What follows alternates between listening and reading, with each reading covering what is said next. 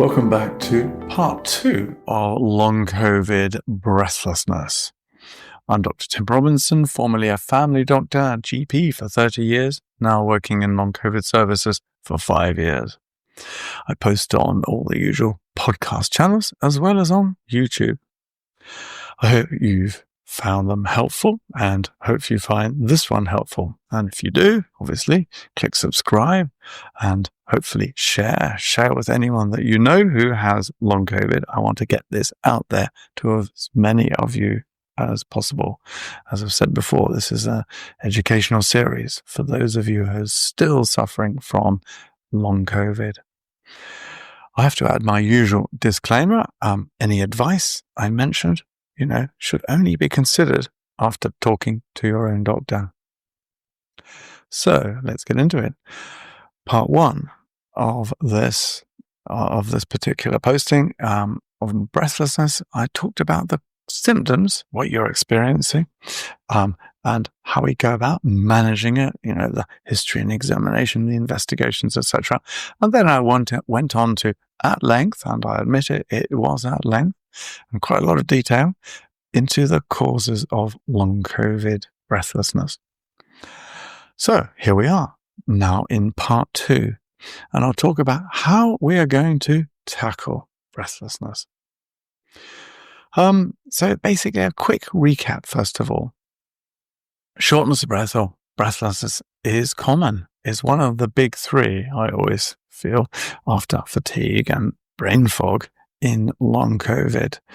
Yes, there are other sort of 10, 12 other really common symptoms, but I always consider fatigue and brain fog and breathlessness to be my top 3.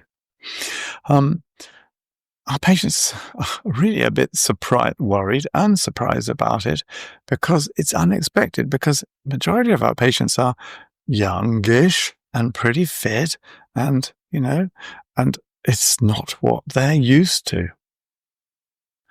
And as a consequence, because they're not able to, go out for a run anymore, etc., or they actually have to stop halfway up the stairs to catch their breath, they find this worrying. And wouldn't I? I would, absolutely. And basically, it is a reality. It is common, like I said, and there are lots of causes for it. And basically, because we can categorically know the causes and demonstrate the causes, both with investigations and sort of scans, etc., we can actually say that this is a reality and it's not imagined. And remember, I did talk about the causes, as I said earlier, like in depth, but causes are essentially the upper airways or the air sacs of the lungs or the blood vessels surrounding those air sacs, those blood vessels that their function is to take the oxygen away and transport it around the body. Maybe problems in those blood vessels. The problem may be due to a nerve control of breathing, or it might be due to poor breathing pattern disorder. So, okay, the meat of the talk is how are we going to manage it? So basically, first things first, we want to optimize. This is the purpose of going to your doctor, to optimize the condition you might already have, namely asthma or COPD, chronic obstructive pulmonary disease. We want to obviously exclude other causes. So anemia. If you're anemic, you can feel short of breath because there's less of those red blood cells around. And so oxygen carrying capacity is reduced. So therefore, there's going to be less oxygen being transported. So anemia needs to be corrected. There might be a blood clot on the lung. So that needs to be diagnosed and treated off to hospital. Inflammation of the lining of the lungs, the pleura, may need treatment. So remember, so inflammation, long COVID is all to do with persisting inflammation, isn't it? And it's not only those blood vessels, but it's all the tissues in the body. So the lining, the sacs, the sacs that enclose the lungs can be inflamed. Like you might have heard of pericarditis, inflammation of the heart sac, the pericardium. Then you can actually get, so that's pericarditis, inflammation of the heart sac. You can get inflammation of the lung sacs, pleuritis. And there's an excellent drug, an old-fashioned drug, an anti-inflammatory drug called colchicine. We use it mostly conventionally in treating of acute gout in those patients who can't have anti-inflammatory tablets, non-steroidal anti-inflammatory tablets. There is this colchicine, which has been around for hundreds of years, which is very effective at dealing with acute inflammation. Like I said, it was used mostly up until the last 10 years or so, only for gout, but actually it's used for pericarditis and also pleuritis. And I've had lots of patients who have been really helped and really glad that we've suggested this to their GPs to prescribe it for them. So that's addressing the chest inflammation, but also addressing dysautonomia and MCAS. So these two conditions, like, as I said, listen to those podcasts or watch the YouTubes on those two conditions. But those two conditions can lead to breathlessness in long COVID. And so they need to be looked into and dealt with in their own right. And then that leads us on to dealing with this abnormal breathing pattern, this thing that I've called breathing pattern disorder. Well, referral on to a respiratory physiotherapist, a physiotherapist who specializes in respiratory breathing conditions, would be a good shout. So that would be a referral that your GP could make, or you could approach a respiratory physiotherapist yourself. Their function is to sort of help you understand what best breathing is. Okay, so best breathing is slow, deep breathing. What we call belly breathing or diaphragmatic breathing. Okay, so diaphragmatic breathing, that the diaphragm is that big muscle that divides the chest cavity from the abdominal cavity. So this is a muscle that is responsible for about 70% of the actual breathing, the 70% of the movement of the chest to expand and contract the lungs. So belly breathing, diaphragmatic breathing is the correct breathing. The incorrect breathing is the shallow, rapid breathing, the sort of, if you like, panicky, hyperventilatory type breathing, where you're using the accessory muscles of respiration. So the neck muscles and the shoulder girdle. And it's a sort of a rapid, as I said, shallow breathing. That's the abnormal breathing. That is breathing pattern disorder. It then becomes, you learn it. It becomes a bad habit, if you like.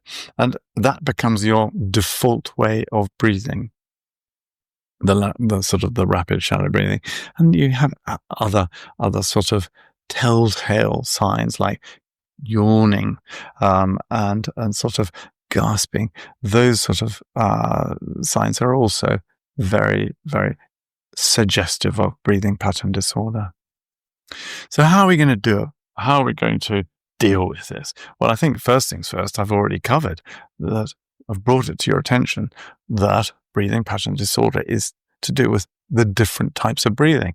Good breathing, bad breathing, best breathing, not so good breathing. So best breathing, that sort of slow and deep breathing. So how can we learn that? Now, if you focus that in your mind, we can sort of, if you like, think about breathing. When you're breathing, one of the sort of tips and tricks is to learn something called box breathing. Box breathing, what is that? Or rectangle breathing, or window breathing. So basically find yourself a square, look at it. Maybe you're looking at a screen right now. You're computer screen is a rectangle, isn't it? So you can track around the edge of the square, the box, the screen. Okay. So, and basically when you sort of take a deep breath in, you basically go down the side. And then as you breathe out, you go along the bottom. And then as you breathe in, come up the other side. And then as you breathe out, go along the top. And this is crafty because it's better than a square box. Because it's a rectangle, then the long side is the expiration. Breathing out, the short side, the downside or the upside is the inspiration. It's better to have a longer exhalation than inspiration. Okay, have you got that? Short breath in and then long breath out. Short breath in, long breath out. That is box breathing. So if you can sort of focus on that, say when you're looking at the TV this evening, box breathe around the TV, or sitting at the traffic lights, box breathe, waiting for the red light, waiting for the green light. You can box breathe whenever. So you're just basically trying to learn or relearn how to breathe properly is really what I'm trying to say. So you're learning correct breathing. Another tip and trick is sort of what we call unweighting the chest. Take the weight off the chest. Again, it's a bit sort of odd, isn't it? Because you don't really think that my chest is feeling heavy or weighty, etc. But if you unweight the chest, then that eases the breathing. So if you're seated, you basically lean forward and put your elbows on your knees or on the table in front of you. So you're unweighting. So as you're sort of leaning forward, there's less weight on the chest, and that makes breathing easier. Likewise, when you're standing, you can lean forward, maybe on a stick, or lean against the back of a chair, or a trolley, shopping trolley, for example. You'll see that if you go around the supermarket tomorrow, you'll see people who might have breathing problems, be it sort of chronic obstructive pulmonary disease. They'll be leaning forward, won't they? Actually, whilst they're leaning forward, they will be walking along, and then they'll stop, have a breather, and then walk on. So there we are. Another tip and trick is the pursed lip strategy, if you like. So breathing out through pursed lips, tight lips. So, and imagine if you're blowing out a candle. When you're blowing out a candle, you have your lips pursed, don't you?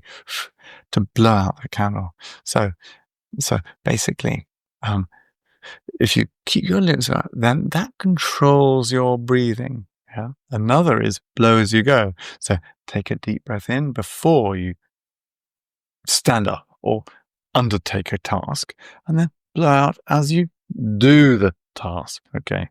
So blow as you go. Breathe in before you go, blow as you go. So those are some sort of crafty little tips and tricks that you can use to help with your breathing pattern disorder. Yep.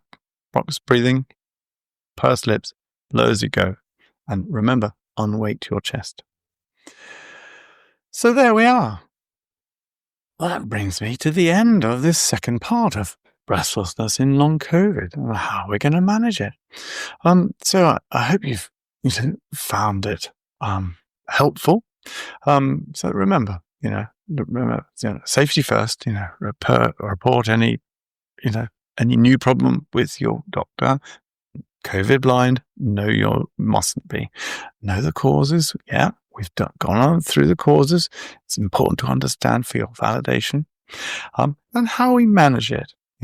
We treat any conditions, and then on to breathing pattern disorder, incredibly common in long COVID patients with their breathlessness. So this is only part of the package, of course, in recovery from long COVID. We've got to remember those other strategies. Remember the bigger picture of long COVID. The PPP for fatigue management, that is pacing, planning, prioritizing, and planning. Okay. Remember gentle reconditioning with, say, yoga, for example, or focus with sort of mindfulness, and that's good for stress management. And then the sleep hygiene we've got to think about, of course, and diet. Of course, is not related directly to breathlessness. However, a mixed balanced diet is so important in recovery from long COVID for many, many, many reasons. So there we are. An update on breathlessness in long COVID. I hope you found it helpful. And as I said at the start, this is an educational series for you long COVID sufferers. But remember my usual disclaimer, any advice and treatments that I've mentioned, discuss with your doctor. Remember, always safety first. So, if that's been helpful, obviously, click subscribe. That's what they always say, isn't it? Yeah. Why though? I'm not because I want to get the numbers up. No, because I'm not gaining any advantage or benefit from this, because there are no ads, advertisements, and there's no monetization. No, I've turned all those off. I just want, if you like, my reward is to get these messages, this education out to as many of you long COVID sufferers as possible, because certainly here in the UK at the moment, loads of the long COVID services have been withdrawn, and it's left a lot of you pretty sort of vulnerable and unattended to. So anyway, like I said, spread the word, share. Thanks for any feedback. Again, like I said at the start, apologies. I just haven't got time to respond to all your comments and your queries. I wish I could. I just haven't got the time. It just makes my heart bleed when I, hear those queries, and I think to myself, I could be helping so much, but I just haven't got the time to do it. So sorry. Keep them coming in though, because that helps with me with my future posts. So anyway, so there we are on COVID breathlessness. In the meantime, I wish you well. I wish you well in your long COVID recovery. So there we are. Good. All the best to you all, and see you next time. Cheerio.